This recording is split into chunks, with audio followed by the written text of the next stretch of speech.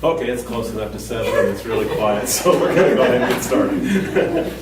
I'd like to call this meeting of the Silver Falls School Board to order, and please note attendance, Denise. Thank you. We'll jump right into discussion items. District Special Education Program Review, Luann Anderson and Dana Peterson. And Mr. Chair, each one of you has a hard copy. You should have received an email today, an electronic copy of Luann's report. Okay. So they all have that in hand. Awesome. All right. Well, good evening. Thank you for inviting me to come and talk with you tonight. I've had the pleasure of working now with Andy and Dana for the past few months, and I really have enjoyed being able to come down and take a look at programs and such. Just a little bit about me. I've done special education for almost 30 years. I've been a building administrator, district administrator, and yes, I did work at ODE as a specialist in special ed as well. So now I also do teach half-time at George Fox as an adjunct.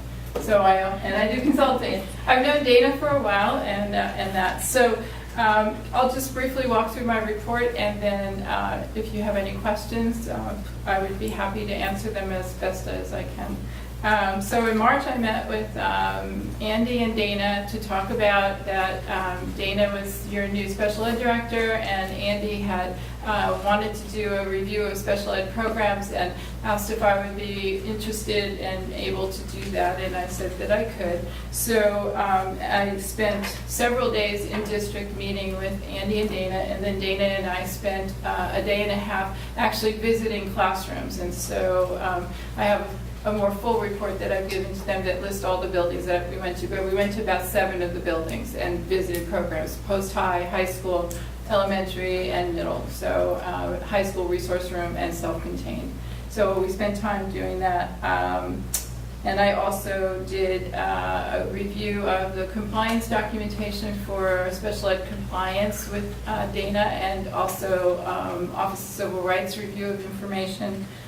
We spent time looking a little bit at curriculum, not a lot, but just a little bit. So what I'd like to do is just highlight the commendations. The first one that I really wanted to commend was your superintendent for being willing to take a close look at your special ed programs. I don't get this request very often, and so it was really nice to get it, and to have the opportunity to say and see what I see and what I might think could be enhanced. And also for Ms. Pedersen to be willing and open to have this review. It's a hard job to be a special ed director. There's a lot of nuances involved. She's a new special ed director, and but being open and willing to participate and be open to feedback is really a gift to the district. As I said earlier, I did review the SPRNI, that's the state compliance monitoring, and I did look at your targeted areas for the last couple of years. And the district is, in terms of other districts that I've worked with and done compliance, the district is right in line with those districts. You're being targeted for the same areas, as most especially assessment. Every district's getting, targeted for that. And so I looked at your continuum placement options. You have programs for students with multiple levels of disability, from general ed to resource room to self-contained and post-high. And so you have a good continuum of options within the district, which again is really critical when you're looking at dollars in terms of programs expenditures. You have really good staff to student ratios. I thought that, by other comparisons to other districts, that I thought that you had a really good amount of staff available to work with students. Your special ed teacher caseloads are manageable depending on the size of the district and how they choose to staff and fund. Caseloads at high school can be anywhere between 60 and 70. That's not the case here.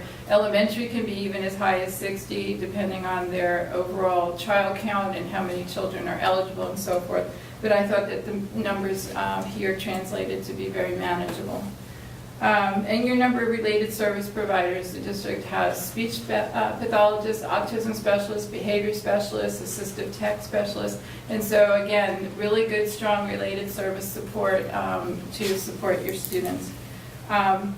It was really fun to go to the classrooms. I don't get to do that so often anymore, so it was really fun to go. And what I observed in the classrooms that I visited was a high level of student engagement. So, but what I mean by that is the students were actually working. They had materials out. They didn't seem to need a whole lot of prompting, and that was from the elementary through the high school. They seemed purposeful, engaged, and so. And mind you, I was in the rooms maybe 10 or 15 minutes, so it's not. I couldn't give you more concrete data, but what I could observe was good. Any questions on that part of it, the recommendations, the commendations, I should say? So then the recommendations that I've shared with Andy and Ms. Pedersen are that I think it's important to provide Dana some support. A teacher on special assignment, someone that can support her to work on areas that don't necessarily require the director's full attention. So, working with the person so that she can focus on compliance, program development, dealing with sort of the hot button issues, but that the other person could work on things around staff development regarding maybe secondary transition, or work with the speech pathologist to kind of bring that group together and reframe expectations and so forth, so that there's a little bit of support. Having done the job myself, even as an experienced person, it takes a lot, and having some help in terms of somebody that can provide just that little, it's not little by any means, but just someone that can provide that level of support would be really beneficial. We talked a bit about access to your self-contained programs. I've shared with Dana a process from another school district about having a more consistent way of looking at the children that might need a more restricted setting for their education. Because as it is now, the students are being placed and their needs are being met, but the classroom structures can tend to get a little out of sync, if you will, if the student population within them is not more homogeneous. So what I would suggest is that the district have a more consistent policy that every building uses when you're looking at a more restrictive setting for a student. The other was you're going to be doing a lot of work on your buildings, I understand, and I would just ask that you take a look at your classrooms that are being used by special ed. A particular classroom was the basic skills at the high school. There are many students in there, not too many right now have equipment needs, but it's not really accessible. The washer and dryer are great, the sink is good, but they're not accessible, and the amount of students in there trying to move around is really tight. If you were to have children arrive for that grade level that had more equipment needs or whatnot, you'd be hard put to figure out where to put them. So I would just ask you, as you're looking at your building improvement plans, to take a look at the special ed classrooms, and are they adequate, beyond adequate, I would ask you to consider to meet those students' needs. Secondary special education is a whole entity of special ed unto itself. But I did have the sense of my visit and observing program and doing just a brief review of some of the IEPs and such that staff really need development in that area. I just was at the COSA conference last week, and on the session for special education by both the state folks and the attorneys, secondary transition is becoming an area of increased scrutiny, and families are starting to get a little bit more litigious in that area. Eugene 4J right now is dealing with, I believe it's 2 complaints regarding secondary transition. I'm not suggesting that's where you're going, but I do suggest that the program requirements for secondary special ed have a good look-see and looking to work on making sure that we're meeting the needs of not only compliance, but the needs of the students in those programs. Section 504, I know it's really not a special ed issue, but it falls to special ed a lot, and so there is some discussion that this needs to be revisited in terms of, again, getting everybody on the same page about what needs to be done and who should be doing it, and process and procedures. ODE revamped their Section 504 manual about 3 years ago now, There are new forms that are needing to be used. They are the same content as the old ones, but there's more, they seem more because there's more pages to it. So just a refresher for some, or maybe an initial training for others, so that staff are fully aware of what Section 504 is and what those requirements are. Luann, Yes. just briefly, what is Section 504? Section 504 is part of the Rehab Act, and it's around students with disabilities who don't need specially designed instruction, but they need accommodations to access their education. Or it's a student who has insulin-dependent diabetes but doesn't have any cognitive or academic needs to meet special ed eligibility, but they do have to have a 504 plan along with their health management plan. Oh, I see. Okay. In training, now's a good time for the district to review process and procedures for special ed. I've been in ongoing conversations with Dana. Our arrangement is she calls or emails when she needs guidance on something, or I come to the district to provide that. I know we're going to be working on planning a day for the administrators in August, Dana and I, to provide some more in-depth training to the building administrators on several of the topics that I've covered here today. Again, coming back to a new director has a different lens that they view things through, has a different lens that they see as compliance. It's a perfect time for everybody to kind of get together, revisit what's going on, hear Dana's vision and how she interprets things, and kind of do a reset and be consistent across the district. So those were the items that I had. These are not surprises to anybody. I've shared them with Andy and Dana already, and so I would welcome your feedback or any questions you have, and I know Dana can add in. I'm not sure who to direct this one to, but on the second item regarding the self-contained program access and consistency, what's preventing us from doing that today? Not a lot. Linda Brown we have a process. I just feel like it hasn't been used consistently through every building.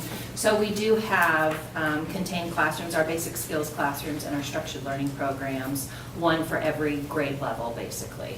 And those are we're just finding higher numbers, higher needy kids, and teachers and buildings asking for placements in those classrooms. And I feel like the process to do that just kind of needs to be tightened up. Okay. It just seems a little loose. We usually have never hit kind of maximum capacity for those classrooms, but we're getting close. They're inching up towards 13, 15 kiddos, and that's a pretty tight group. All right, so we have a process we just need to follow. We do. I just think it needs to be looked at again and then retaught to everybody, special ed wise, so everyone knows A, B, and C where we're going. Here. Thank you.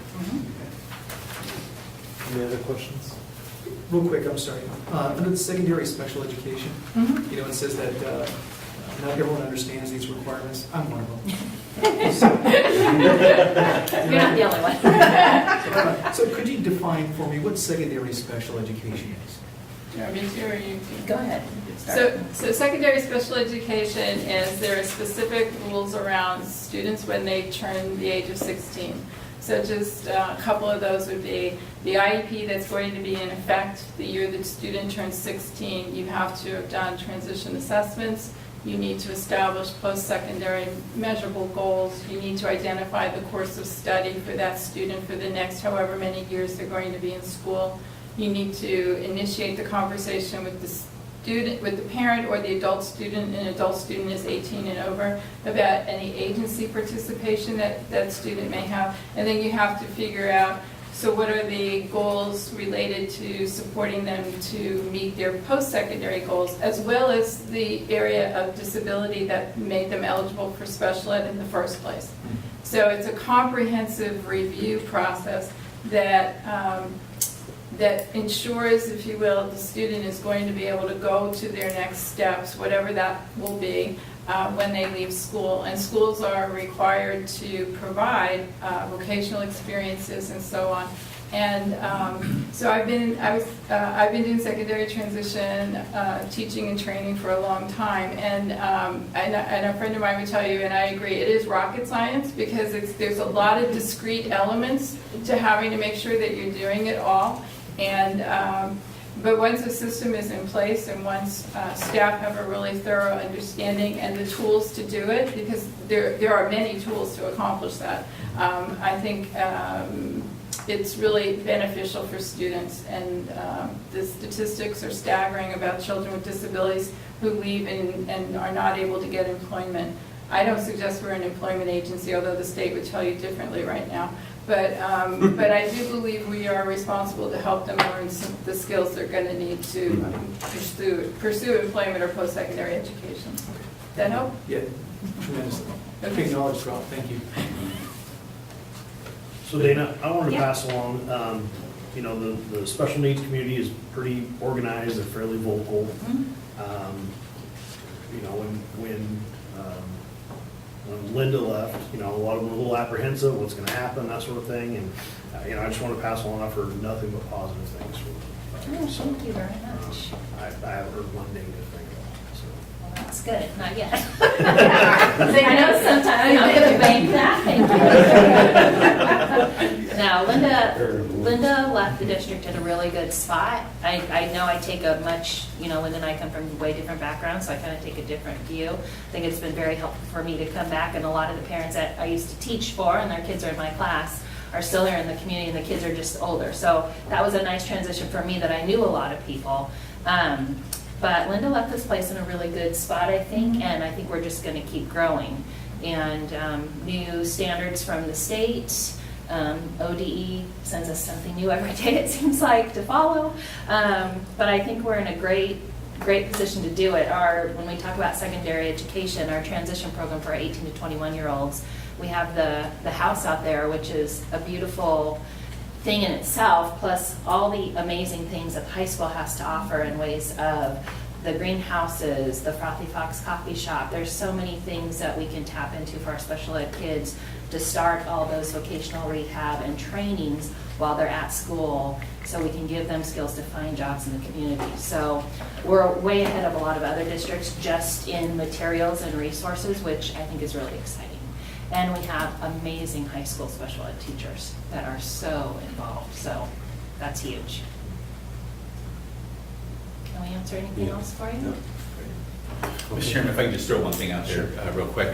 Dana and I have been meeting about the recommendations, and first of all, I really appreciate Luann coming here and doing a thorough overview of our program. I think it's incredibly valuable what we have. We think we knew what we were doing well, but clearly there are a number of things that she brought forward that will cause us some specificity and some targets. But speaking of which, you'll notice the first there is one of the recommendations is specific to a TOSA. We've actually had a half-time TOSA to support special ed director over the last year. This year, you did approve a budget that included a full-time TOSA. And so I think it's timely and really right on the heels of the recommendation that Luann gave us. And each of the other recommendations are being addressed through Dana's effort and my efforts to move forward. We have plenty of training coming up and going to be addressing all these. So I feel in a very good place about how we're moving forward with our special ed program. So I just want to publicly say thank you very much to Luann. I guess I had a question about that on TOSA. That's intended to be a temporary position. Do we need an assistant? Potentially, and you're right. I mean, TOSAs traditionally have been used as the acronym TOSA is Teacher on Special Assignment. So I guess inherently it is maybe in temporary light, but I've also seen some TOSAs last for a number of years simply because that met the need. But there could come a point where you could have more of an administrative or an assistant that has even some administrative credentials for something like that. Eventually, I don't think we're there yet. Wally, I think Dana would say the same thing. I think really the day-to-day operations and nuts and bolts, as Luann said, this person can manage while Dana takes care of a number of the compliance issues that are really require her specialty. Okay. But we'll keep close eye on it. Okay, thank you very much. Thank you. Thank you. Excellent report. Appreciate it. Thank you. Okay, Linda Myers and Phil Kelly, update on school district standards-based learning. Down from there? All right, good evening. For those of you who may not have met Phil, this is Phil Kelly. He is finishing his second year as a teacher on special assignment. Phil's capacity in that regard focuses on instructional technology. So a portion of his job is managing our online assessment system, our STAR testing. A portion of his position, a major portion of his position, has to do with managing the online gradebook, and that is multifaceted. So that is the actual technical management of the gradebook, but it also is training, professional development, and then a lot of individual teacher support. So Phil has been at staff meetings and has done large group presentations, but he spends the majority of his time sitting down with teachers one-on-one who are frustrated with the gradebook or don't understand how to get information out of the gradebook or how to put information appropriately into the gradebook, and really has eased our transition into standards-based grading. So we're going to start on the color side of your handout, and Phil's just going to kind of walk you through, first of all, where we've been in this process. So taking a look at that top row we have there, you can see back in 2010, 2012, Common Core state standards came on the scene, and we had those in ELA and math. And once we adopted those in 2010, 2012, you can see for the next 2 school years, we started to unpack those. And a lot of that time was spent with teachers really analyzing and looking closely at those standards, those Common Core state standards, taking a look at how many skills were actually written within each of those. So we spent, as you can see there, 2 years. We've kind of morphed that over the years into what we're calling priority standards. This year, we've met with teachers kindergarten through 8th grade, and we spent quite a bit of time establishing priority standards. For instance, with Common Core in the math realm, we've got 162 of those at the high school level. So it's obvious that we're not going to get all 162 skills covered in a year, or even in the 3 years. So what we've been able to do is to prioritize those so that we can identify those priority standards that once they're met, will pull in other standards within that teaching for those priorities. Looking down the road, you can see once we've got those priority standards established, we've got those, again, K-8 and ELA in math and science and social studies. Now we're going to start looking at the common formative assessments for those, which are going to be those checks for understandings that we have based on these common standards that we have district-wide. Phil, Yeah. do the standards kind of overlap? Because you said there's 162 for math. We've got 162 at this is for high school math, yes. And then, so you don't have to necessarily meet all of them to the letter type of thing, or? It's one of those things that as we've gone through the unpacking of the standards, you can kind of give them priority. One of them, for instance, that we use is in Algebra 1 would be graphing quadratics. They also have a standard underneath that deals with graphing linear equations. So, long story short, once you learn one of the basic skills, it's naturally going to progress into the others. So, yeah, there is a hierarchy of sorts built into that. Yeah. So as you can see down in the next row, we've got House Bill 2220, and this went into effect in 2013, 2014. And this is where the state required us to report student progress towards how students are doing towards these established standards. And that was based on their academic progress on that. They wanted that separate from any of the behavior included in that. That needed to be done once a year, so that's where we've really started to work on, and as Linda explained earlier, where we're really trying to show progress towards these standards throughout the district and working with our WebSys, our information system, our gradebook, which is done through LBL. Pinnacle is that software. So that's where a lot of the training that I've worked with staff is how to correctly enter that kind of information in the gradebook, and then how to report that information.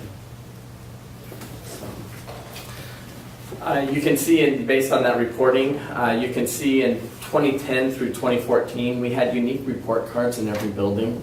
So first grade classroom had a report card at Victor Point, which may or may not have been similar to the one at View Creek, Eugene Field, so on and so forth throughout the district. So last year we worked hard to get all of those combined into common report cards for each grade level across the district.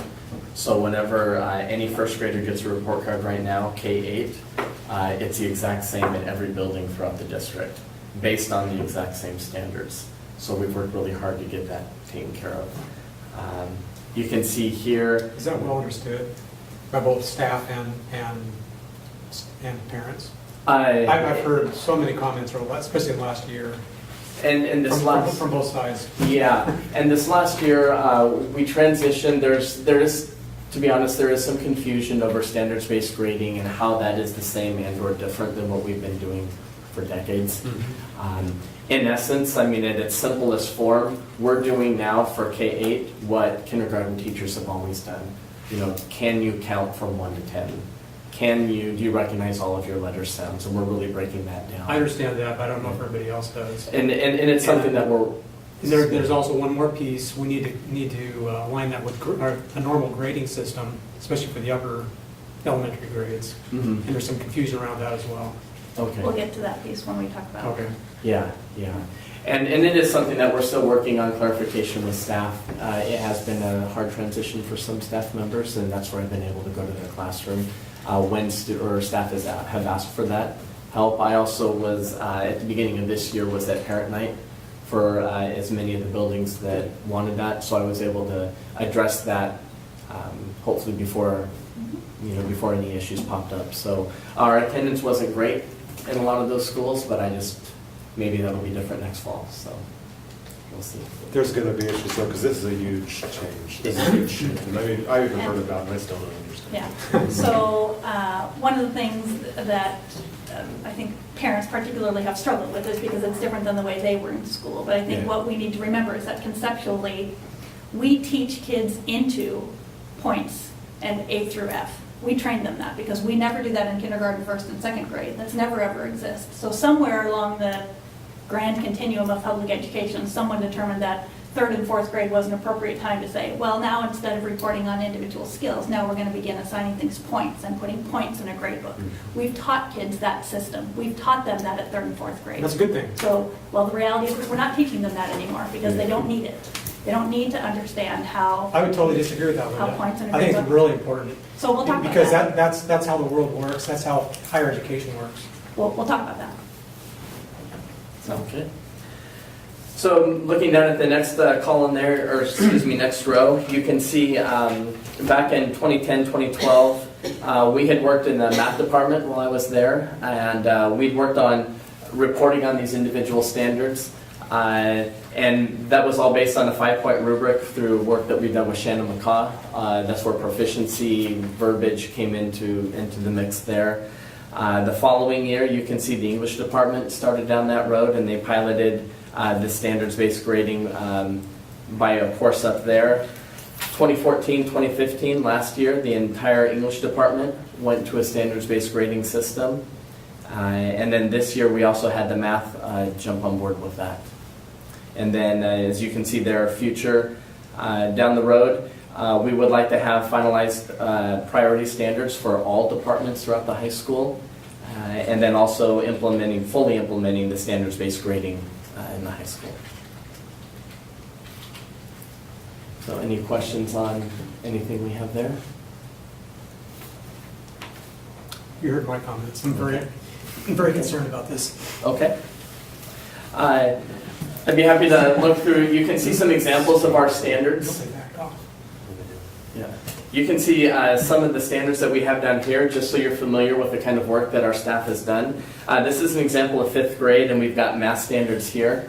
What we've done, you can see over in the left-hand column in the green, this is the title of the course. Moving over to the right, you've got the purple column there, which is what we report on report cards. So every parent throughout the district right now for math in 5th grade, rather than just giving them a score, we're now breaking it down and telling them how their students are doing on place value with decimals, multiplication, division, coordinate plane, adding and subtracting fractions. Because we've got these standards in place, we can now give parents much more segregated data on that and give them more information when we go into our parent conferences. And then the red, what you see on that last column is the nitty-gritty. Those are the Common Core state standards. Those are what teachers are teaching on a day-to-day basis. Any questions on anything down there?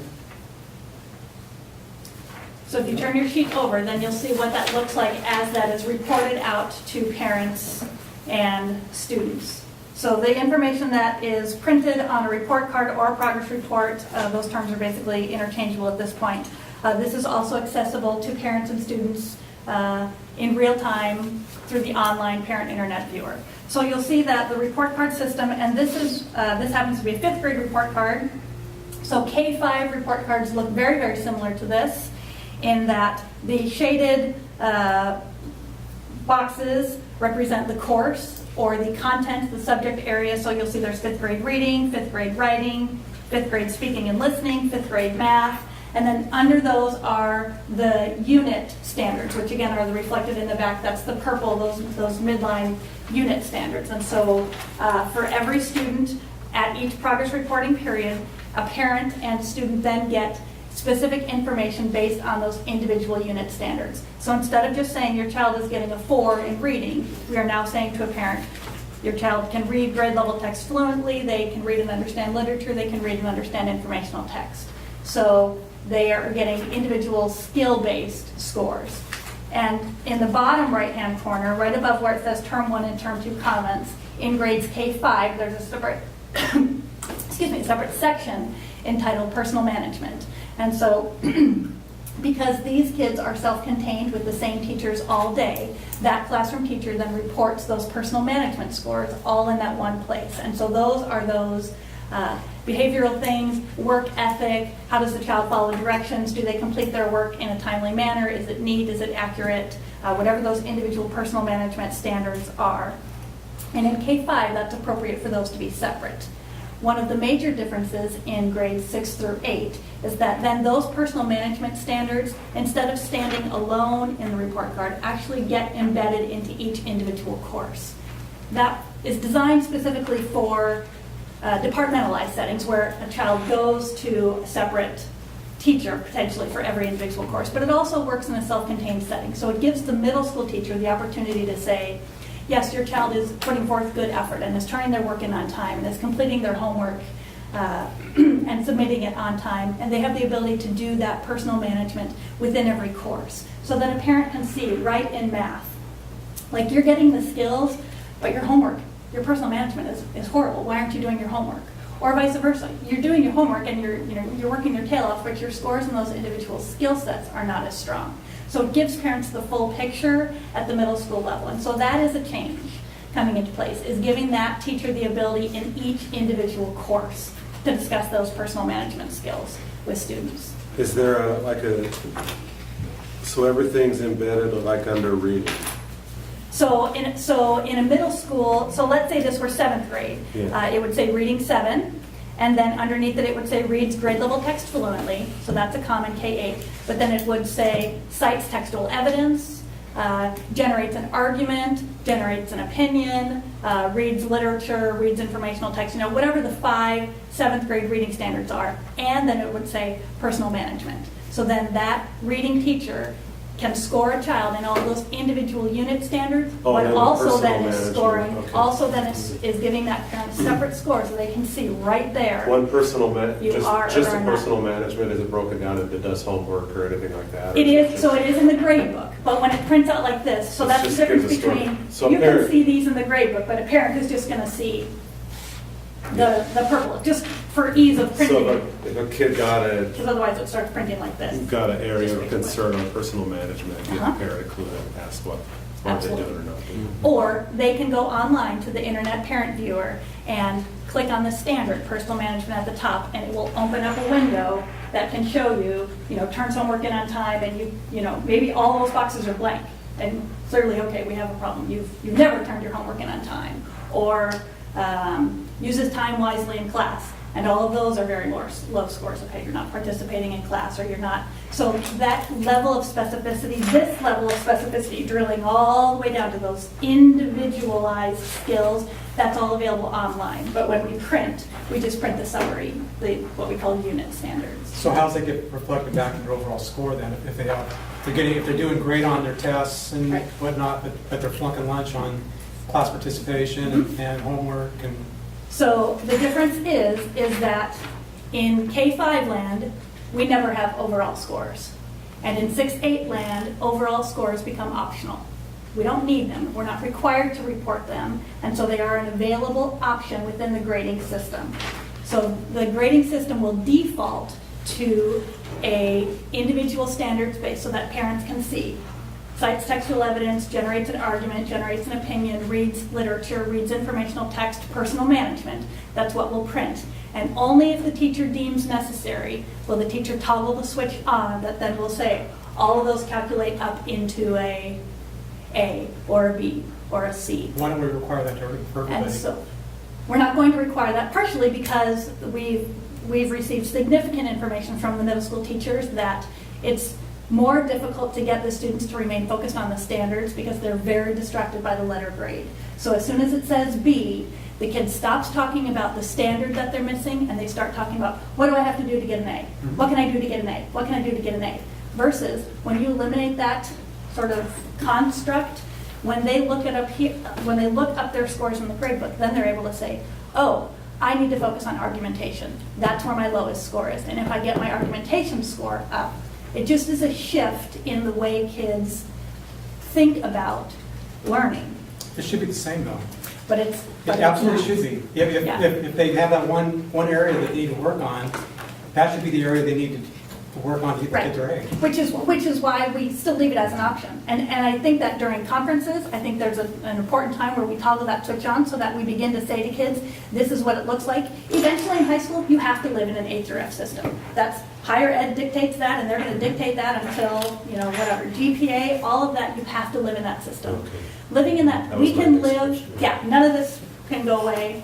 The Oregon University system is going to live in a GPA until there's some radical, upturn there, and we have no control over that. So So in order to absolutely will pass a continue to class live. in middle school, does the kid have to meet all the standards then? So Or how does that? yes, You so know what I'm this is also another additional sort of piece is that your administrative team has made some very strong agreements in that we are saying the priority standards are non-negotiable. So you must master the 5th grade priority standards to be ready for 6th grade, which means that we actually are going to be reserving some of the standards on here with incompletes. You did not yet demonstrate proficiency on this, which means we are going to revisit it until you master it. So what happens to that child?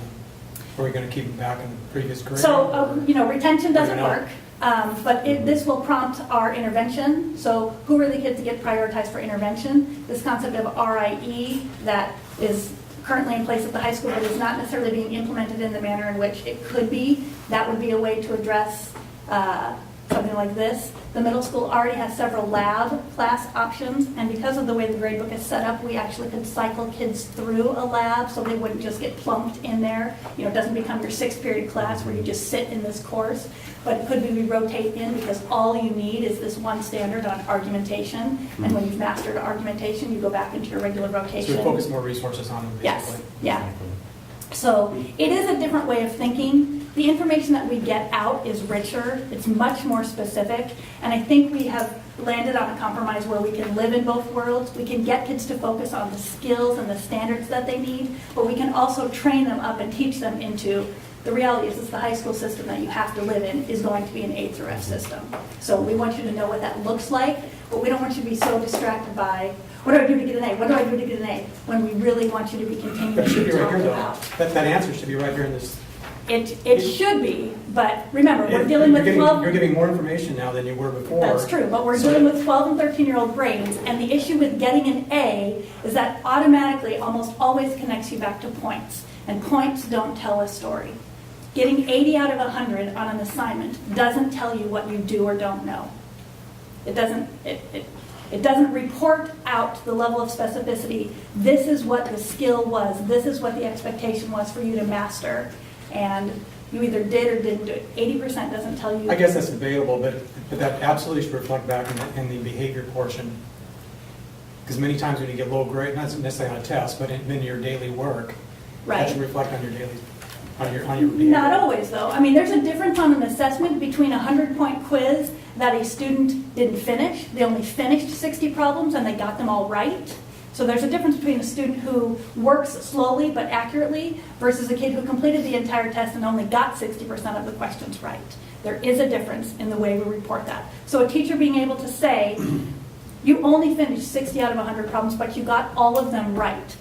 Do you know how to do the skill? Yes. Are we now focusing our efforts on building up your fluency so you can do it more quickly, more automatically? Yes. That's a different response from a teacher. But they're both important. Potentially, but the one gives you much more powerful, actionable information. Just knowing that a child got 60 out of 100 does not tell me as a teacher how to act on that. That's true. So it's a subtle shift, but it's there. So a lot of it, Wally, has to do with communication and education. Mhm. It really does. So, and I've had.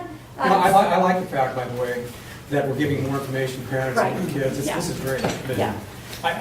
I know, and I hear really you. think it's important to I know. have score. And I think that our teachers are understanding that the richest way to do this well is time consuming because it requires conversations with kids. It now requires you sitting next to a student with the grade book open in front of them and saying, you know, kind of like an AG setting or something, where now a teacher is sitting with a student and saying, do you see that if you were getting a better score in argumentation, how all of your, you know, how your whole grade would improve? Do you see the difference? So those are powerful conversations, and we're able to have those because the electronic system gives us the ability to do all of that. But that also is a shift for teachers because that's time consuming. And it was easier to just print a missing assignment report and say, you never turned in page 36. Turn in page 36 and your grade will go up. Well, yes, but what is that telling us about learning? So, So how do they create the time to adhere to this? so I mean, my there. head's spinning right now. It's almost like, So I will tell you, a lot of this, it's a little surreal. because the system is automatic and online based, kids from easily about 4th grade up can pull this up on their own. So, you know, we have a bank of 3 or 4 computers in the back of the classroom, even at, say, a self-contained setting like Central Howell. So Mrs. Freeman teaches 4th and 5th grade. She has 3 computers in the back of her room. She can at any time say, go, pull up Pinnacle, figure out which scores are, she can set a parameter for them. I would say in 4th and 5th grade, pull up your scores that are less than 3. And that's what we need to talk about. So the kid has done the first sort of screening effort. And then when the teacher comes over to visit, then it's not I'm going through the entire report card. It's, what did you identify? And the kid says, well, I have 2 in geometry. All right, let's talk about that. We just finished triangles, and you're really struggling with the Pythagorean theorem. That's what we need to do today at lunch, or that's what we need to do when you go for extra help with Mrs. Smith in the library. The intervention pieces are set up in every building. We just need to be targeted in making sure the kids are getting what they need during intervention. So it's almost a performance review. Exactly. Yeah. Right. Yes, that's very true. Yeah, that's very true. So it's powerful. And teachers like it.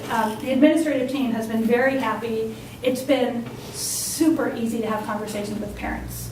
You know, so a parent is coming in and saying, well, my kid doesn't like this teacher and says he's getting a bad grade.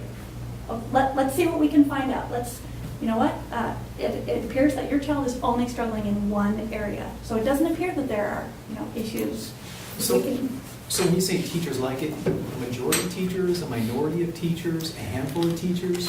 I mean, I can't see teachers being attracted to this process because you talk about the students, all these years they've taught to get letter grades. Mhm. How do I get the A? How do I bring it up from the B to the C? Right. It's no different with the teachers. They've been Very taught to teach that system. Very true. So now they have to change as well. But a teacher who's a teacher at heart wants to know what their kids need to do to be successful. So this tells them that. I will tell you, it is a different shift, it is a different mindset shift in a high school classroom where I teach history. I love history. I love the Civil War. Because that is different than a skill set. A skill set being, I need students to analyze text. I need students to identify primary sources. I need students. That is a different shift at the high school, which is why this is taking longer. If you look at the timetable, very clearly, we are doing this more slowly at the high school level. Even just this concept of priority standards. I mean, we're not talking about this at the high school.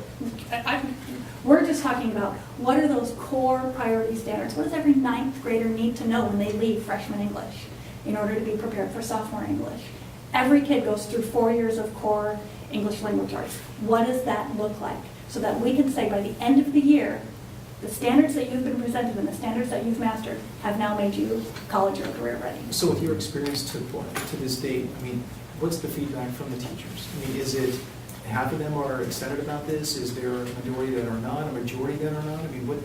So your K-4 teachers didn't bat an eye. This is what they've always done. 3rd and 4th grade teachers maybe put points in the grade book, maybe didn't. This is all they've ever known. So you have that entire population that says, why are we even talking about this? Like, all I've ever done is tell me what the kids need to know and I'll tell you if they know it or not. 5th and 6th grade teachers in that kind of transition have said, I like knowing specifically what my kids are missing. That feels better than just saying you're getting a C because you got 70 out of 100. So having conversations about that.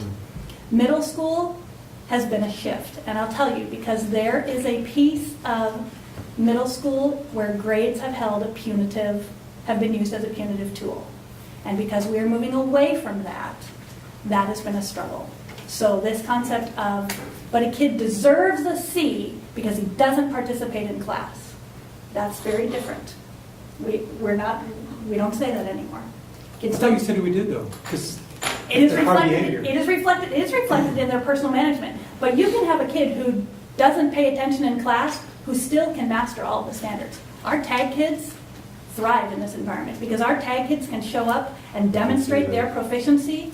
But part of being a student and a future employee is you have to be able to participate, you have to be able to do all that stuff. That's right. That should be measured. And it still is. That's why personal management is now embedded individually Okay, it is part in of each the course. It is part of the overall It's score. all embedded Okay. right in there, so it's all reported out. And if I can chime in there, Wally, I think Yeah. if you flip that coin over just a little bit and say, what about those, and I'm coming as a former teacher where I used to see this and probably even did it myself a bit, for those students who did extra credit and then extra credit and then extra credit and demonstrated something that may not have even pertained to the standard, those students went very quickly, as an example, from a 65 to an 85 simply because they went above and beyond. They brought you donuts on Friday. I'm being a little tongue-in-cheek, but you know what I'm saying.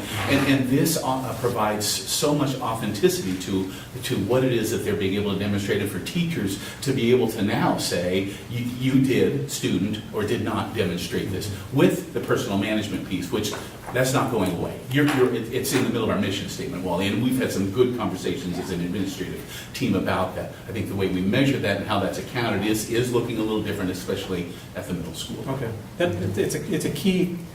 I've hired a lot of people over the years, Right. and I can tell you, Because they're poor workers. I can tell you these 4.0 kids that come out of college, some of them are horrible workers.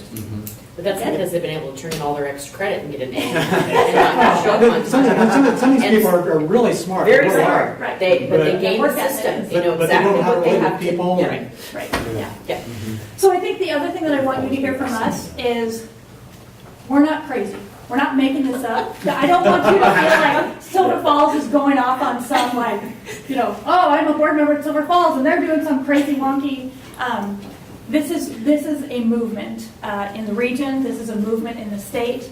Phil has done some pretty significant partnerships with LBL, so Lynn Benton Lincoln ESD, and has partnered with Albany and Eugene, Bethel, some southern Willamette Valley districts, Lincoln County, Sherwood, some bigger districts that we have collaborated with. In addition, Phil just came off of last week, he presented 2 sessions at COSA, which is the Confederation of School Administrators. That's the Oregon professional development agency for school principals, school administrators, district level administrators, and his sessions were well attended at that. People are hungry for this information and are looking for ways to make it work.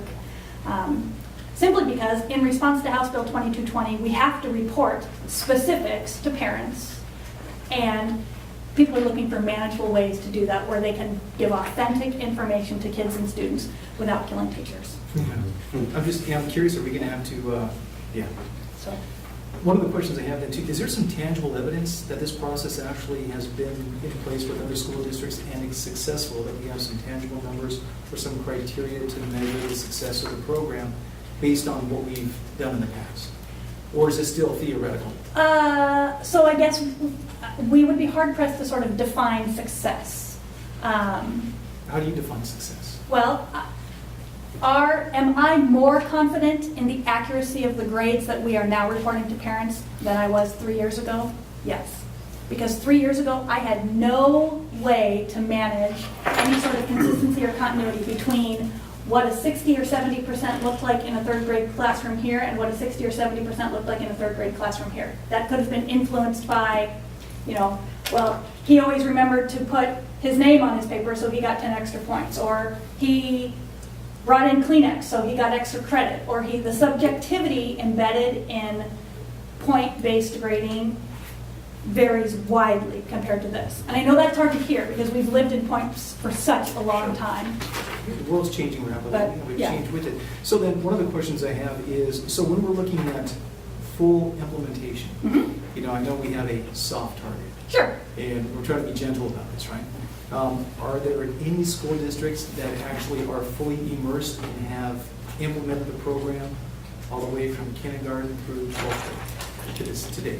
So Salem Kaiser is K-8 and has been for 3 years. Yeah, because they jump in at 13, so 13, 14, 14, 15, 15, 16. So they have now completed 3 years. And their report cards they're actually 2 pages, so they're a little more wordy than this. Although ours will eventually be 2 pages because you'll notice this was this current year's and we did not yet have PE standards listed, science standards, or social studies standards listed. So as we now begin to include those units of study, this is probably going to end up being 2 pages, which is what Salem Kaiser's is. And then one last question. So then with Salem Kaiser, K through 8, is there any tangible proof that those kids have excelled at the high school level, that higher graduation rates? Right. Is there anything that we can hold on to say, yeah, actually the program works? So to me, that's 2 separate measures. This is just a reporting feature. How can I get the most accurate information out to parents and students? Do I hope that a better measurement system will in turn mean there is better instruction? Because I have better information and I now know that Sally Smith needs geometry, and now I can give her targeted specific intervention in just geometry. Do I hope that we can see that sort of collective improvement? Yes. But that's going to be measured separately. So the teaching hasn't changed yet. The methods by which we're reporting Correct. the information Correct. is the heart of the matter. Correct. Okay. Cool. And if I could just add a couple more pieces to that, Ron, it's a very good question. I think if you consider the timeline, that the Common Core adoption was in 2010, and that's another important distinction to make that I think Linda and Phil have done a nice job, is that this is not an overnight outcome. We are 6 years into this, essentially, and over the last 3 years, there's been some pretty incredible effort put at the district level, but even at the state level. And I think it's fair to say that there are indicators that demonstrate that it's working. In fact, if you take a look generally across the state, and not only is Silver Falls going up in its graduation rate, but we do see that across the state. But if you go back to 2010, a kindergartner then is now a 6th grader, right? So some of those indicators are still yet to come, but if the early indicators mean anything, I think it's fair to say there are indicators that it's working.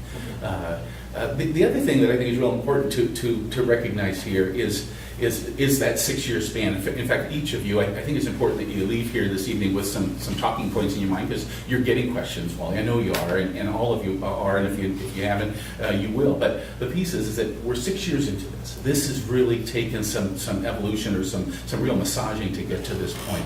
But the other piece is, I think it really creates that authenticity piece that Linda and Phil have spoken about. We can now have a child demonstrate to us in black and white terms that he or she is meeting the expectation that's been prescribed to us by the state of Oregon and by you as a school board, because we still have some control over these standards as well. And I don't know that we've ever been able to do that. And as a district with 13 schools, we now have a uniform report card so that a student that transfers from Scotts Mills to Butte Creek or from Butte Creek to Victor Point, we're now all talking the same language. And so from a personal district-specific standpoint, we've got some powerful stuff going on here. Now, is there massaging to do? Absolutely. And you brought up some very good questions tonight, and I think we need to keep that in mind as we move ahead and report back to you as a board. We've done it a few times now over the last couple of years, but I think we need to continue that frequency of reporting to keep you abreast. The other piece and I'll leave it at this point, and Wally, you mentioned a little bit earlier, and Linda and I have had some good conversations about this too, and that's the importance of messaging. We really have to hit the ground running hard this fall with continued education with parents, staff members, and even students for that matter, about how some of these changes are working. What's the same, what's different, and really repetition in the messaging I think is going to be very, very important as we move in. We've already been discussing about what that looks like in the fall as we begin the messaging with parents too. So there's more to come on this subject, but we still have some work to do.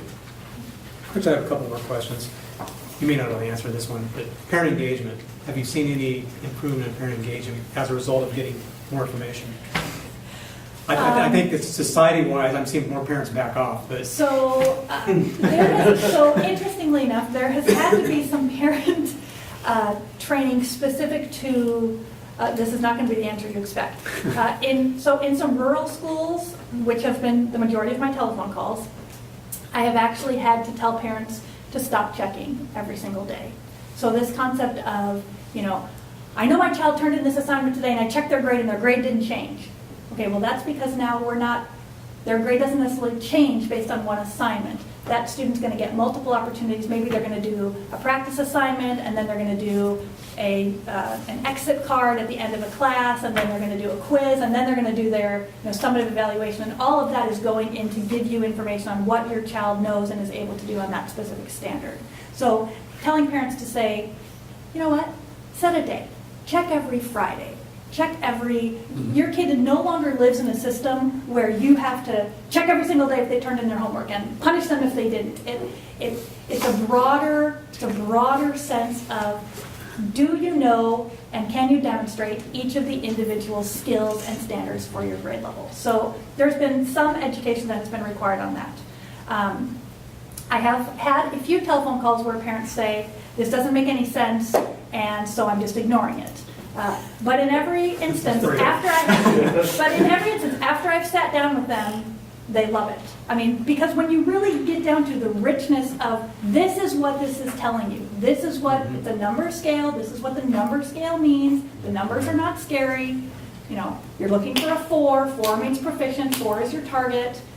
So it doesn't take long. I mean, in less than 10 minutes with a parent, I can typically set them at ease and at least give them a general understanding of this is how it works and the way that you understand it and interpret it. Sounds like we need continuous education. But yeah, absolutely. The people who aren't calling and who don't have 10 minutes of FaceTime with me, I don't know what their reaction is, if they're just backing off or if they're, I don't know. Okay. And then a question, so we got these scores, 1, 2, 3, 4.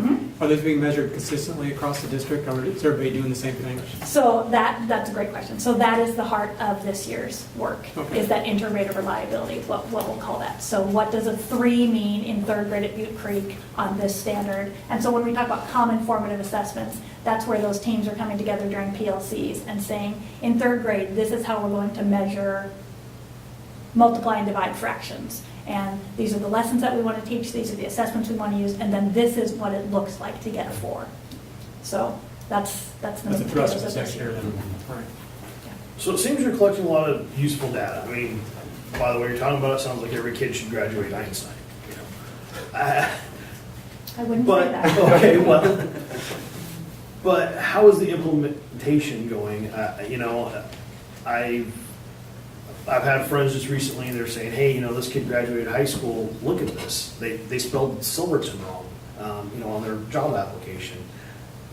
Shouldn't this stuff start, catching these kids that are falling through the cracks and that stuff? And I mean, you're always gonna have those kids, I'm sure. Sure. But, if you live in Silverton, it's really not a hard name to spell. Or, I'm good at picking berries, BERRYS, that sort of, Yeah, sure. So, in theory, the short philosophical answer is yes. by more closely tracking and monitoring which skills kids are mastering and are not mastering, and by continuing to say, this is a non-negotiable and you hang with an incomplete until we have given you the opportunity to actually gain it, yes, we would hope that we would see those gaps closed. However, is that going to be a 4, 5, 6 year process? At least, I mean, there's no way I can sit here and make any guarantees to you that when I'm sitting here in June of 2017, that suddenly I'm going to say, you know, not only did our graduation rate skyrocket, but we have a 100% pass rate on SBAC, and kids are still kids, teachers are still teachers, and the human component of what we do on a daily basis will always exist, and that we're fallible in that we are going to put forth our best efforts, and we are going to try to catch all those kids from falling through the cracks because we believe that we can get them there. What does that look like? Oh, that's going to take us some time. Yeah, thank you for coming and talking about this tonight, because I understand it a lot better than I did before, and it is a big shift, and it's just going to take time to implement it with parents, especially with kids. I mean, teachers they're the first ones who are going to have to get it. But, Yeah. and I can see how it's hard to measure it at this point because you are shifting kids over.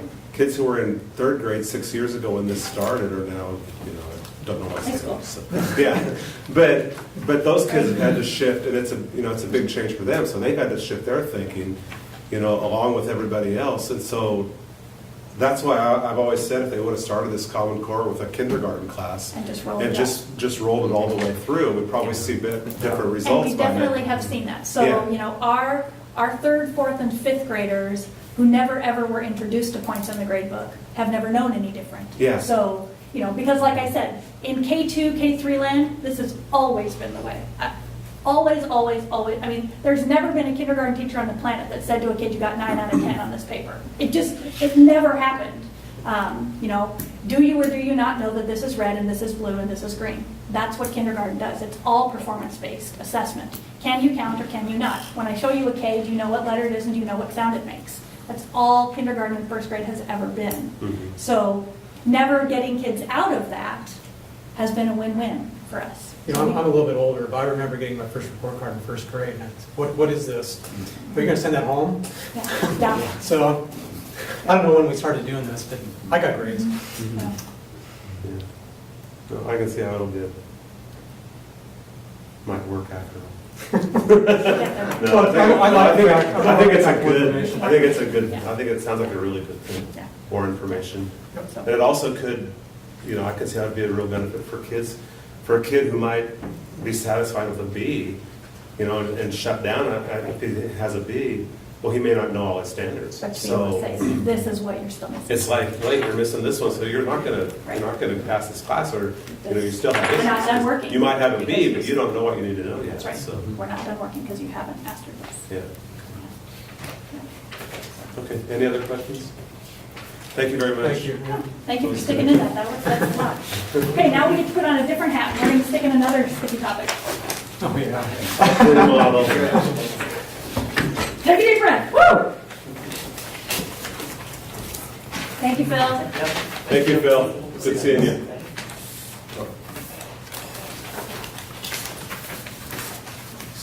You bet. We will start on the timeline side of this document.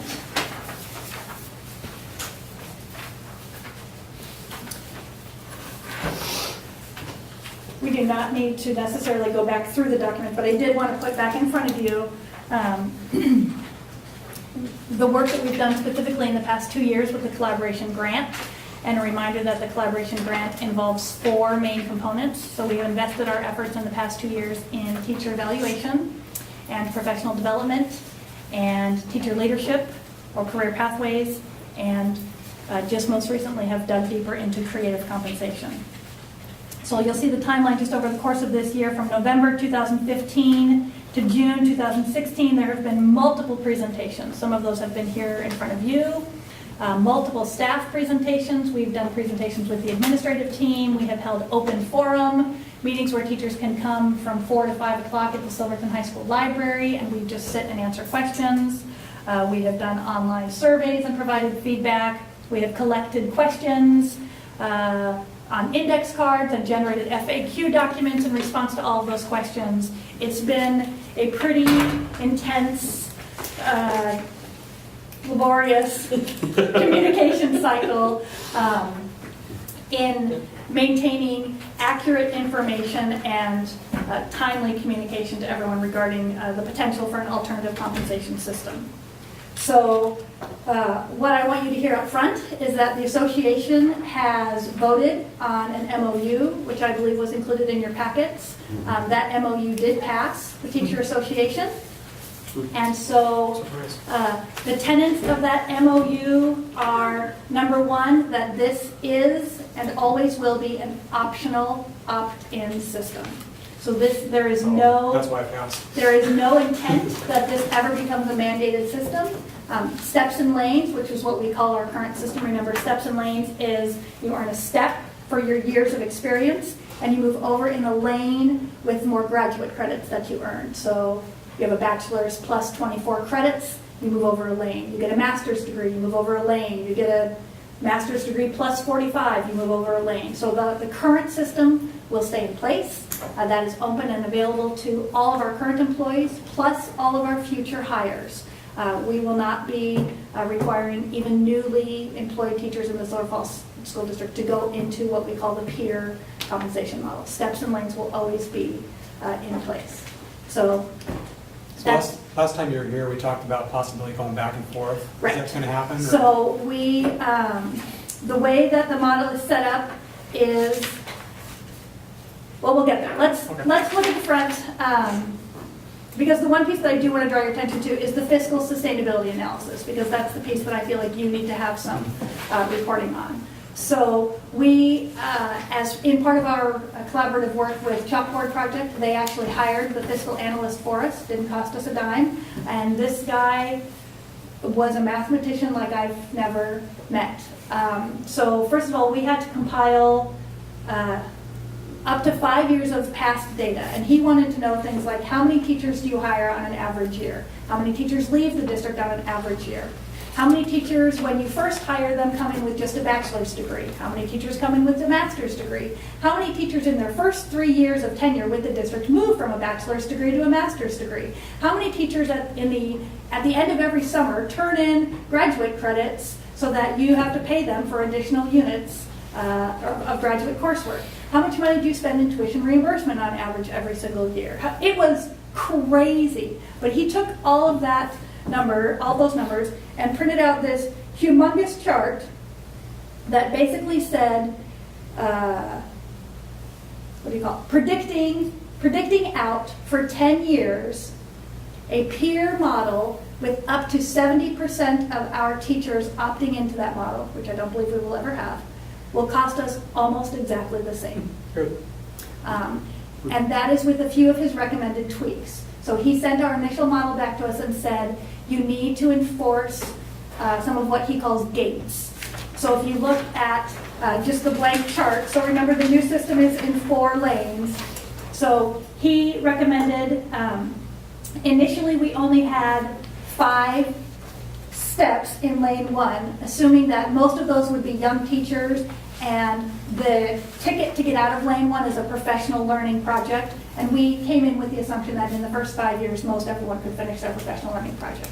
He said that may be true, but you need to add at least 2 additional steps to step 1. You need, for a cost savings factor, you need to allow people to not complete the professional learning project in as quickly of a schedule, and that will save you some money as well. And so he talked through all the particulars of, he ran all these scenarios. Okay, if teacher A does this, and then they move over, that'll cost you this. Versus if teacher A does this and you give him the extra year, that will cost you this. And so his fiscal analysis included all those different scenarios. So we did indeed add, we now have 7 steps in lane 1 instead of the initial 5.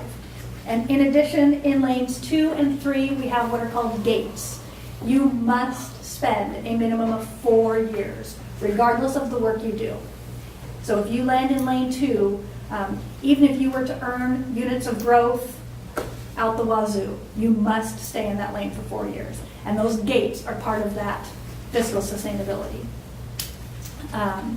So the way that you earn the units of growth, so at the top of the back page, teachers will create a plan and apply for units of growth. And remember, the general premise of this is that we want to reward professional learning that doesn't require teachers to go back and have to pay for college, to go back and go into debt to get a master's degree, or to pay $1,500 for a course that may or may not be specifically relevant to their classroom work. So a peer review screening panel will pre-approve all applications, and then upon completion, that panel will award units of growth. That panel will include HR, kind of as the gatekeeper, probably someone from the business office, an administrator, and then probably 3 teachers. So kind of a diverse panel to protect the district's interests financially, and also to ensure that teachers are presenting plans that are rigorous and applicable to their classrooms. Typically, a unit of growth will represent approximately 30 hours of work. That could be portfolio, that could be action research, that could be what we call learning labs. So if you host a learning lab, that means you're willing to open your classroom and other teachers can come in and observe you. And then you do debriefs together. What did you see? It's kind of a peer collaboration observation. We would be willing to reward teachers who are willing to open their classrooms up for learning labs and facilitate those. It could be a book study with a portfolio. It could be pursuing national board certification, which is a fairly extensive process that's usually between 18 and 24 months. Teachers could submit to earn units of growth for that. Currently in the district, we only have 2 teachers out of all of our licensed staff that are nationally board certified. So that would be a great exercise to see if we could improve some of that as well. So basic logistics, lane 1 is preserved mostly for our younger teachers. Anyone who is in the mentor program, which means you are a first or second year teacher, not just in Silver Falls, but in public education in general, they're required to be in lane 1, they're required to complete the mentor program, and they're required to complete the professional learning project, which is essentially a portfolio. That portfolio will require them to videotape their teaching and do a self-reflection and have a peer observer or a teacher cadre member go through that observation with them. It will have required readings for professional development with reflections to those. It will have some learning lab visits where they're out doing peer observations in other areas. It will have some assessment design and PLC components just to make sure that they're investing in the work of the district as a whole. And that professional learning project will be a rigorous project. The intent of that it will take you a year to complete your professional learning project beyond whatever you are in the mentoring program. Steps 2 and 3 are you move down a step for each year that you've successfully completed work, but you don't move over a lane until you've earned a certain number of units of growth, so 36 units of growth, which a fast track would be 5 to 6 years. I do a little bit of professional learning, maybe I take an after-school course, maybe I read a book, will take you more like 8 or 9 years to move a lane. And Linda, that's very similar to our traditional That's exactly what- schedule as well. about If you what do we're at now. nothing and get no additional professional development, you stay in that lane Yeah. for your entire career. And it's the Right. same here. It's the same. If I get into do nothing. lane 2 and do nothing, Right. I'm going to be lane 2 from the next Yeah. 20 That's not guaranteed, it's not a whole lot of difference. Yeah, Reality. it just is trying, the basic premise, the very first philosophical foundation of this is there a way that we can avoid forcing teachers to go into more debt? Is Yeah. really where we This is started, good. because Yes. college is so expensive. So I do have a question kind of along those lines. Okay. On the map Yeah, problem solving that you did. So that the climate's changing a little bit and that teachers are no longer required to have a master's degree. correct. So is that going to change this formula? We talked about that, and, he said, obviously that's difficult for him to guess with something, he doesn't have any comparisons. He's done some work for a couple districts here in Oregon and many, many districts across the nation. His sort of standard response was people that are forced to get masters will do that and will fork out the money, but he said the benefit that you see in our ability to say that that person is a better teacher because of that master's degree that they've gotten, he says is almost nil. I agree, yeah. So he said financially he's not really able to make a solid determination, but he felt like philosophically if you were coming at this saying do we believe that our teachers will do professional learning that is more related to their classroom, that is actually implemented and beneficial to them as teachers, then in the end you end up with better teachers. And, I mean, of course, his cursory statement was, I have no reason to believe that the financial analysis that I've done would be way off, even with the removal of a requirement for a master's degree. But And It's State really Washington's even talking about now you're having a bachelor's. I heard that as well. I So heard that it's as well. To renew your teaching license, you still have to have professional development units that you gain in some manner, mostly with what we're describing here. The licensing commission is not even requiring graduate credit anymore. So And then Linda, I'm going to kind of repeat the same process of question here. Right? Are there districts that have actually implemented this program of compensation? Yes. So Bend Lapine has just completed year 5. And what Bend Lapine is learning, oh, and I forgot to answer Wally's question, but this will connect. What Bend Lapine is learning is that you cannot allow teachers to go back and forth. So this concept of you opt in and then you decide you don't like it and you want to opt back out, and that has been kind of their personal nightmare. So. I can see how. So the way this is written, this does allow for that, No, this allows for an opt-out once. once. So our maiden voyage, assuming you approve the MOU, because the association has already approved it, assuming we go forward and we're ready to step into this in August, in 2 months, the only opt-out would be at the end of this first year. So July 2017, maybe we really screwed it up, maybe, whatever. And so you get 1 year. If you opt in and you want out, we will let you out. Is that going But- forward, so if somebody jumps in? No, So no, this it is one- not, it's not only their one first thing. year. It is only the first year of implementation. It is 16, 17. So it's a big decision. So if a teacher gets hired in July 2017 and chooses this program, they're in it. Yes. Until the end of the MOU. No, well, The Well, initial 4-year period. Yes, you're correct. Although I will tell you up front, based on Ben Lapine's living nightmare, you'll be hard pressed to get the association to agree to a future MOU that did not have a clause that says you cannot go back and forth. I don't think you would get the association to agree.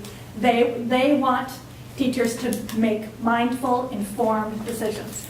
So, And, go well, ahead. use the word unite. So what is the, So a couple things have happened. So they have had teachers in the middle of, let's say, their Lane 1 professional learning project. Theirs looks sort of similar to ours, although ours is better.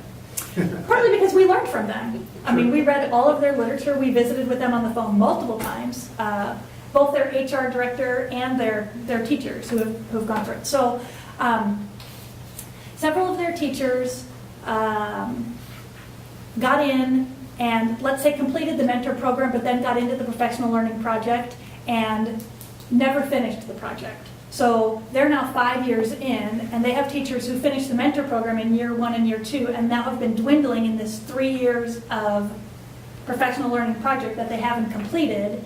And the way Ben's program was designed is they didn't put a gate in. So teachers that are now at the bottom of their Lane 1, the association's interpretation is that they get to go to Lane 2. They're not stuck at the bottom of Lane 1, which means that now their program has no teeth. So their teachers have discovered that they don't actually have to do the professional learning project, because if they sit long enough, they're going to move over anyways. So they've had sort of a mini coup on their hands where people are like, I'm not going to do it and you can't make me, which kind of flies in the face of the whole, no, this is about professional learning. Yes, I get that you want to make more money, and I understand that, and we want to be supportive of that, but so the district has tried to reinsert themselves back in and say, no, the intent was that you stay there until you complete the professional learning project, but that's not really the way their MOU is written. So now teachers are saying, okay, fine, I'll just opt out. Well, then their MOU doesn't protect them for where they pop back in. Oh, my. So now teachers are saying, I have this much I've been here experience 5 or whatever, and years. now I want to pop into steps and lanes. So just That makes choose sense. wisely, Right. before you Yeah. opt in. So that's the other piece that I want to sort of just lay out for you. We've taken a pretty strong stance in that we are not going to provide financial advice. to our members. The association is not going to, I'm not going to, the district is not going to. We will give you every piece of information that we can. Here's here's your current pay scale and steps and lanes. If you believe that you're going to go earn graduate credits in the next 5 years, you track out where you think you might be in steps and lanes. And you track out where you think you might be. Do you land into lane 1? Do you have to do the professional learning project? What does that look like for you? Do you land into lane 2? And are you willing to do some professional learning, a book study, a portfolio? What are you willing to do? Are there going to be any resources available to at least help guide through the process? Instead of Yes, just I saying, think we're "Figure willing. this out, Yes, I think we're willing to sort of talk through it with them. But in the end, none of us are going to say it's more advantageous for you to move into peer, or you should stay. And I think we're really going to No, you avoid can't this. say I don't want anyone to come back and say you led me to believe that I would be better off financially here. Yeah. So then, Go I'm ahead. sorry. So another question then, it sounds like the financial responsibility has always been on the instructor to go ahead and pay for their tutelage up front of their Correct. school. So now we're saying we're going to go ahead and take that burden Away. away from them. So are these funds already allocated and set aside, or are we now having to create new funds from somewhere else? No. So we have a couple different things. Now, one pot of fund is tuition reimbursement. Now, that's protected by contract language. That's actually negotiated into the contract, and so we will not touch that unless that comes up at the bargaining table. I have no idea whether that will come up at the bargaining table or not. But currently, we have a significant pot of money set aside in Title IIA, which is federal dollars allocated for professional development, and we have some general fund curriculum dollars. And a portion of that money is paid in extra duty or stipends. So you come to a workshop after school from 3 o'clock to 5 o'clock, and you fill out a time card and we pay you for that. All of that goes away. We don't pay you on an extra duty time card anymore. You come to a class from 2 o'clock or 3 o'clock to 5 o'clock on Tuesday afternoon, and that gets logged in your professional learning plan, and that all gets contributed towards a unit of growth. So some of that money already exists. You see what I'm saying? And we're going to reallocate it. Yeah, we're probably going to pay Paul. I mean, we're not paying you up front. That's going to get embedded into your salary package at a later date. So down the road, if they have, where you don't have to have a bachelor's. or Right. Whatever, yeah. whatever, are we gonna see maybe some infighting where the people with masters are saying, hey, wait a minute, we don't want any more debt, so we should be more entitled to be in this program than the person who didn't even get their bachelor's or. So it's been interesting conversations. We had a lot of that at the beginning when we very first started our conversations. And the more we talk about it, the more people I think sort of get it, that this is all about personal choice. So teachers are now, I think, sort of able to say like, well, yes, I have a master's degree and I paid for that, and so I should make more because I had to pony up the dough.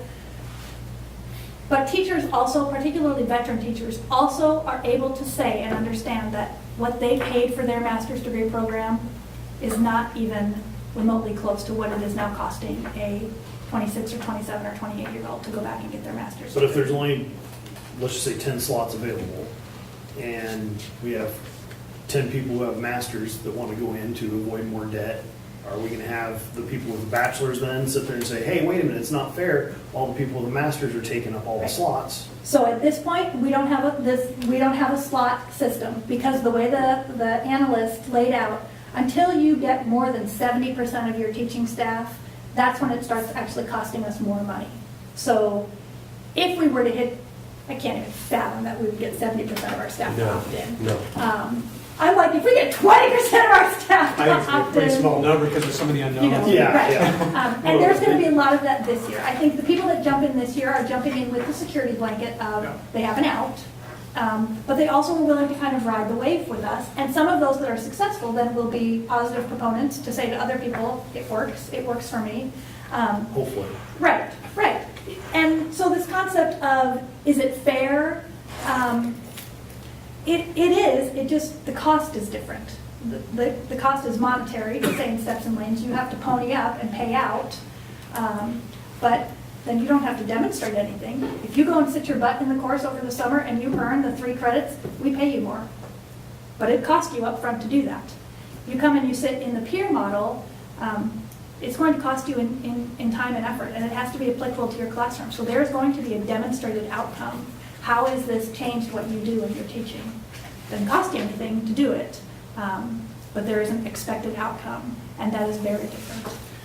So is this also tied into the collaboration grant? Linda? So initially, the conversation started because of the collaboration grant. And collaboration grant funds in this first year can be used for any expenses associated with the peer model. So we could say, anyone that opts over and earns more, because basically the premise is, if you opt in, you pop into the peer model at the first place where you get a raise. Well, for some people that raise is like $12, but for some people it could be up to $200, just depending on kind of where they fall in those steps and lanes. We can use the collaboration grant money for this year to absorb that impact. That's an allowable expense within the collaboration grant. So then, if I understand this correctly, then the collaboration grant, we just completed year 2 of 3. Correct. So we have one more year. Right. There's a sunset clause. It's non-renewable. Mhm. If we want to go ahead and continue with it, we have to come up with the funds to do so. Right. Okay. So if we choose the peer model of compensation, and we choose not to extend the collaboration grant, what happens to the budget? So that's that's exactly the work that we asked the fiscal analyst to do. And so that's what that 10-year projection, he's saying what you will pay in steps and lanes over the course of the next 10 years rivals the peer model. Unless you hit that 70% opt-in, the peer model does not calculate out costing you anymore. So our personnel budget, our staffing budget, not our collaboration dollars, are allocated either to pay people in steps and lanes or to pay people in peer. So that's where that money is coming from. Does that make sense? It does. Yeah. Do you have any indication whether you think you'll see more veteran teachers or more new teachers get involved in this? Or? When we very first went out to teachers, we kind of left the veteran teachers with the impression that they may not be eligible. That we were thinking at this point that in order to protect our costs, that maybe we would say only teachers in their first 10 years are eligible or whatever. So veteran teachers kind of tuned out for those first rounds of presentations because they said this probably doesn't apply to me, whatever. So we had a lot of questions from veteran teachers when we went around and did round 2 presentations, and we said, we intend to open this up to everyone. This will be optional. If you are a licensed teacher employed in the Silver Falls School District, you can choose to do this. We had a ton of questions from veteran teachers. I kind of attributed to the fact that they didn't listen the first time, but a lot of other people on the Creative Compensation Committee really felt like, no, that was indicative of they're interested. They're looking in, they don't want to go back to school. They have no interest in going back and getting a college course, and maybe they already have a master's degree, so they're not going to go get more units, but they might invest in a book study or a portfolio or a learning lab. So time will tell. And especially those teachers that are at the top of the scale of the traditional Sure, scale. right, Because right. they're stuck. They go up by the COLA or whatever Right. cost of living adjustment every year. But if they have an opportunity to get essentially the equivalent of a step, Right. because they're maxed out at step 18, masters at 18, Right. this may be a nice opportunity for them to do that, even though they have 25 years in as an educator.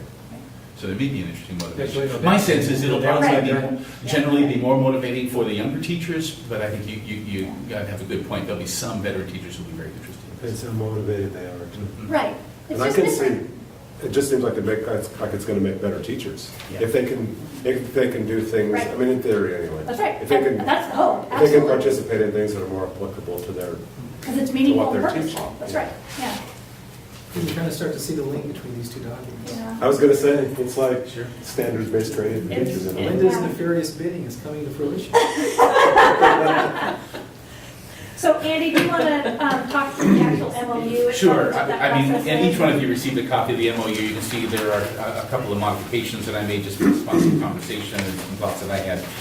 But this is, I think this MOU does a nice job of protecting the district. I think it puts you in a position of opting out yourself if you found that after a few years this demonstrated to be something that was more expensive than what we had anticipated. Again, based on Linda's information and our anticipated number of participants, I don't know if that'll be the case. But when I read through MOUs, I say, does this put you at high risk or low risk? And I think from an accountability and fidelity standpoint for the district, I think this is low risk to you, and it provides a great opportunity for your teachers to demonstrate professional growth in a way that I think they're going to be very excited about.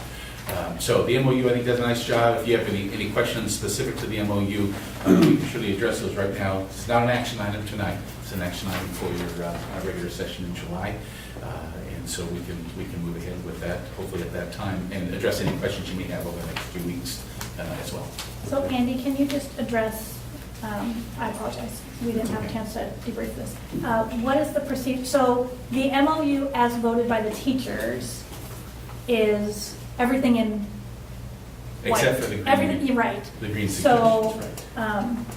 I just don't know what that procedure is. Then, if you approve with the green, is there a difference between an MOU and affirming the contract? Then does that actually go back to the teachers for another vote? It or is would have to go back to the association, and either they give us the thumbs up with that. Okay. I don't know if any of these modifications are so much that it really No.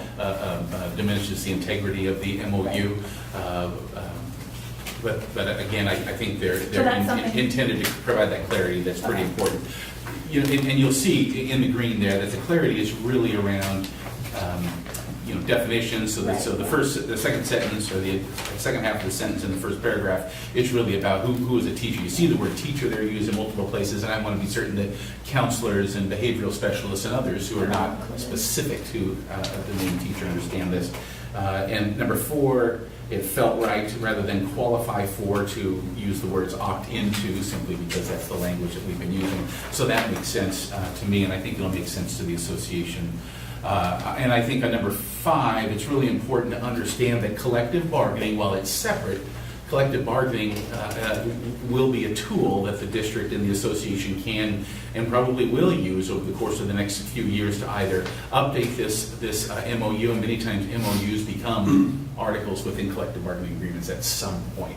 So I think it's really important that right up front, we let people know. And I think it's in the spirit of what we're doing, is trying to create as much information as possible right up front, so there's no question about intent or clarity. 5 years from now, when some of the same players aren't still sitting at the table, we'll have the document to rely upon and understand that collective bargaining could also be a player with this too. So, getting back to your question, Linda, I think if the board approves this in July, the association needs to understand that there are some slight modifications, and it'll be up to the association to say, Executive yeah, you're council right. can- For them to vote on the rights. Yeah, I think worst case is they would be required to vote on it. I would think they'd have to anyway, I- because the language had changed, so. But I think you need to be aware that Marie's stance is that if they have to vote on it again, that she's not comfortable doing that during the summertime. Right. And so this would be delayed. We would not implement this year. So then we don't have collaboration dollars. So I mean, I think there needs to be some conversation with what that looks like. Well, and then I guess part of the other clarification, and this maybe is not a conversation either, but there have been MOUs that have been approved by executive council and the board Yeah. versus, The whole I association. mean, I guess that would be something that the association would need to review, is whether their executive council was comfortable enough with the minor language changes. Yeah. I think we we can have get that. 2 weeks to sort that out for the sake of the board, because if Yeah, you're before in you- tune yeah. with this and you see the merit of these changes, then that's Absolutely. your vote. So I think that's Absolutely. up to us at that Yeah, point. you guys Okay. do what you To need to do, clarify that. absolutely, and then we'll figure out on our end what the implications are of that, definitely. One of the questions I had then, Andy, is when you look at the last page, or page number 2, go to paragraph 7, and it talks about the termination process. It says the district retains the right to discontinue the peer compensation model. Define district, who makes up the district? That's you. That's just all of us? Yes, Okay. that's essentially the board. This is being approved by the board, so the board would make that decision. Okay. And, yeah, that's a very good point, because we just said at the beginning, the Silver Falls School District, and but when you see the signature at the end of the chairperson of the board, that's an indicator that this is, we have had some minor MOUs in the past, which have been signed by the superintendent and the association president, maybe when they're just slight modifications to interpretation, that kind of thing. But when it's something like this, that the school board chair signs off, then that's who we're talking. Okay, any other questions for either Andy or Linda on the presentation of the MOU? Again, we'll vote on this in July, whatever the date is. Think about it. Okay, thank you very much, Linda. I have no idea. Thank you for all your time. Thank you, Lydia. Yeah. Do you have anything else for us? Okay, our next item, consideration of property purchase, .92 acres on 617 Grant Street. Denise had emailed us a letter from the property owner today, and I think we have hard copy tonight at our table. Andy, do you want to? Yeah, I do want to throw, I put a couple of notes in your memo just about the interest by the owners of this property. I think probably the most important point to make is that they are interested in having as a decision as soon as reasonably possible by you as a board. And I've had a couple of very good conversations with the owner recently and helped her understand that I don't know what your comfort is in making this decision at this point in time. I think we have an obligation for, of course, due diligence, so we have an appraisal scheduled for July 5th, I believe. It's that first week of July, right after the holiday. And the intent is to have that appraisal in front of you, or the results of that appraisal in front of you in time for your July 11th meeting. The challenge to some of this is, and again, from her perspective, being able to have a decision made by the school board in time for her to wrap things up, and again, as she stated in her letter, in time for her to take care of her needs, her educational requirements. She's an educator in the state of Washington, the Seattle area, in order to get this wrapped up, potentially even by the end of summer.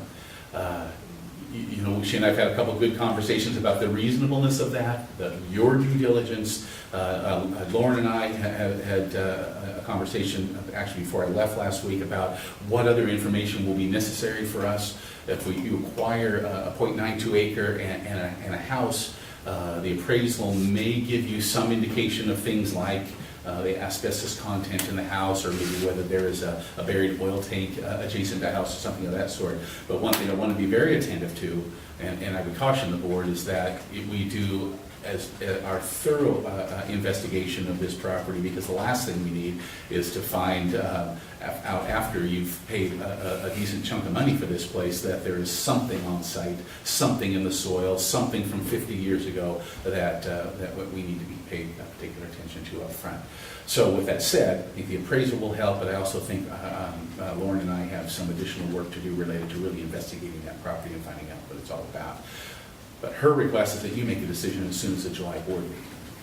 I don't think that's going to. That's Yeah, pretty, yeah, that's that's pretty fair. fast. So the question I had in here is I understand we have first right of refusal in this, but she could be getting offers or have it listed, you know, depending, I guess, how her contract's written.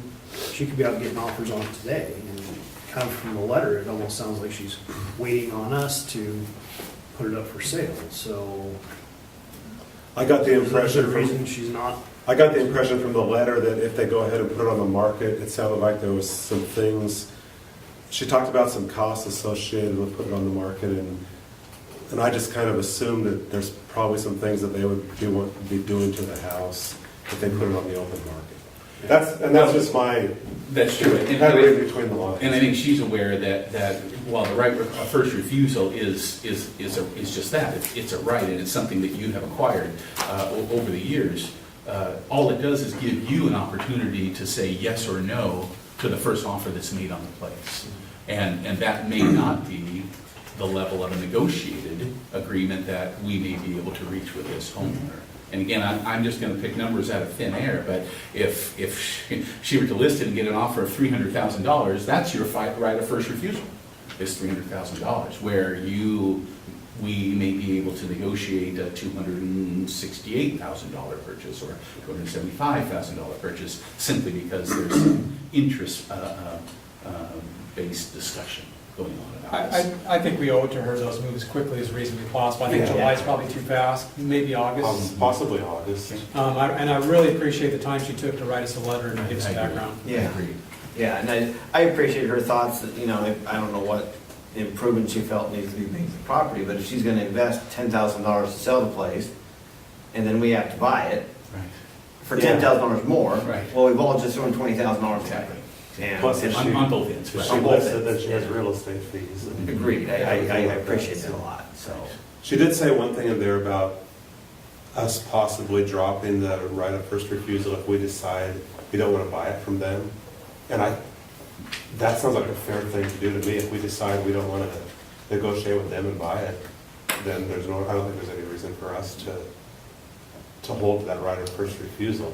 Yeah, the only unknown for me is because she, you know, the owner, she's in a position of controlling that. So, you know, if we can, if you as a board can't make a decision until August or September, because that's the amount of time that you went for due diligence. Okay. If she wants to put it on the market before then and gets an offer, She has, that's her. before we that's decide, her okay, I understand, okay, that makes sense. You know, and one thing to Andy's point too, an appraisal really is just a statement of value. Yeah. You know, it's designed to make sure that, you know, is there enough value to substantiate the collateral such as a loan? Now, Yeah. the home may not qualify for conventional financing, could be maybe a cash value, or you get a what they call a rehab loan. So there might be some benefit to letting it go on the market to find out, you know, where the interest is, or just maybe in their best interest, like it's been mentioned too, just to negotiate in good faith prior to going on the market. As long as we do our due diligence. But, Yeah, but you're gonna have to get a home inspection. I mean, With the right of first refusal on that, it's gonna be awfully hard to market. That's really,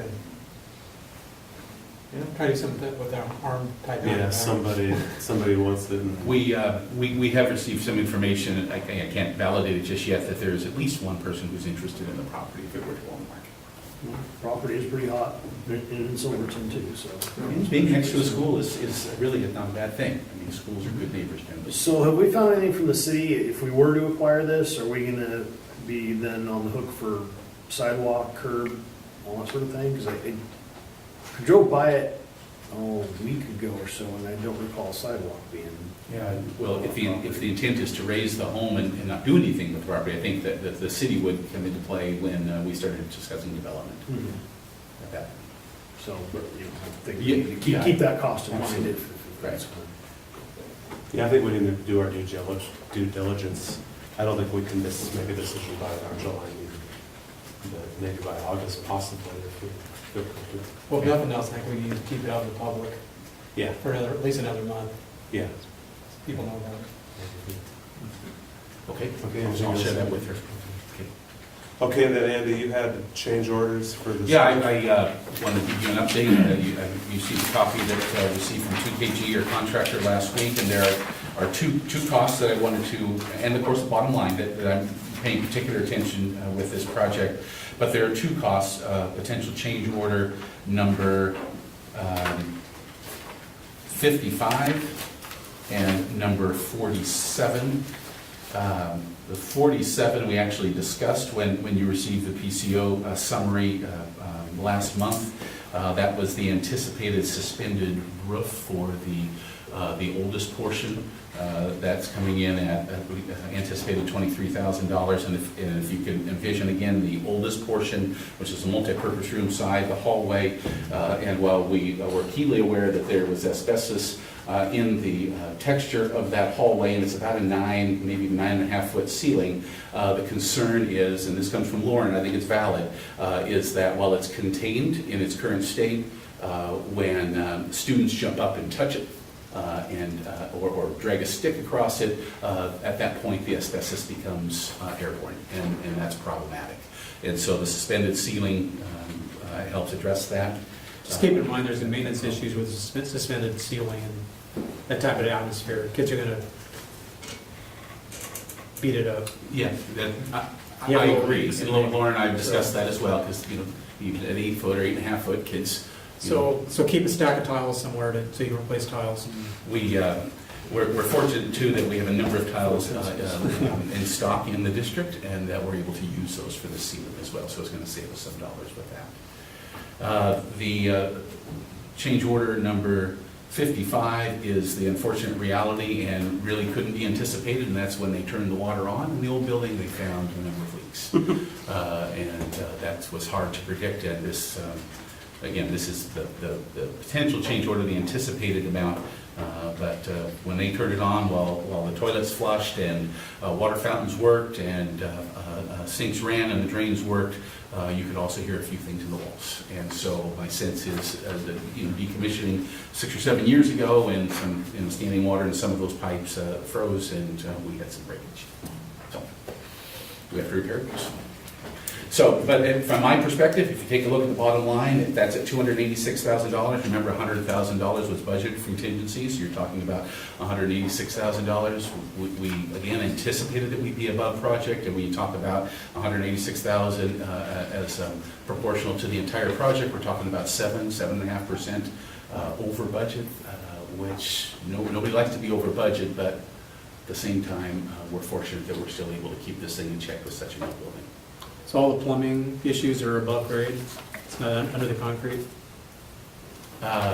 It's in the walls, it's above the... Correct, yeah. In fact, I just walked through this evening, and there are a few marked places on the walls to remove here, because they know that's where some of the pipe damage is. It gets And really keep in mind expensive as if well, it's below we're, concrete.